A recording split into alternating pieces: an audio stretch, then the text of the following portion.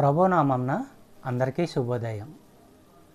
ఈరోజు దేవుని వాగ్దానం ఏమనగా కీర్తనలు 119వ అధ్యాయము 50వ వచనము. నీ వాక్యము నన్ను బ్రతికించి ఉన్నది, నా బాధలో ఇదే నాకు నెమ్మది కలిగించుచున్నది. సహోదరి సహోదరులారా, కొందరికి బాధలు ఉండవు, ఆదరణ ఉంటుంది. కొందరికి ఆదరణ ఉండదు, బాధలు ఉంటాయి. విశ్వాసులకైతే రెండూ ఉంటాయి, బాధలు ఉంటాయి, ఆదరణ ఉంటుంది. కష్టకాలంలో దీనస్థితిలో ఉన్నప్పుడు దేవుని యొక్క వాగ్దానమే ఆదరణ కలిగించేది.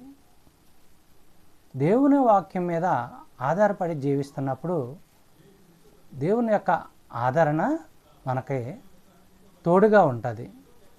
వాక్యమును అనుసరించి మనం జీవించినప్పుడు కష్టాలలో ఉన్న, బాధలలో ఉన్న దేవుడు మనల్ని ఆదరిస్తాడు, మనకు కావలసిన సహాయము అందిస్తాడు. ఇర్మియా గ్రంథము 15వ అధ్యాయం 16వ వచనము మనము పరిశీలించినట్లయితే ఇర్మియా భక్తుడు తెలియపరుస్తున్నాడు,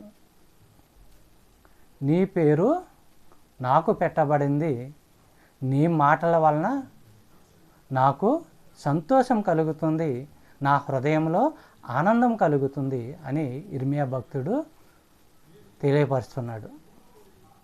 ప్రియమైన సహోదరి సహోదరులారా, ప్రతి ఒక్కరు కూడా వాక్యమును ధ్యానిస్తూ దేవుణ్ణి నమ్ముకుంటూ విశ్వసిస్తూ ఉన్నట్లయితే దేవుడు మనకు అనేకమైన ఫలాలను అందిస్తాడు. ఆత్మ ఫలాలు మనము పొందేవారముగా ఉంటాము. చెప్పబడిన వాగ్దానము దేవుడు దీవించి ఆశీర్వదించును గాక. ఆమేన్.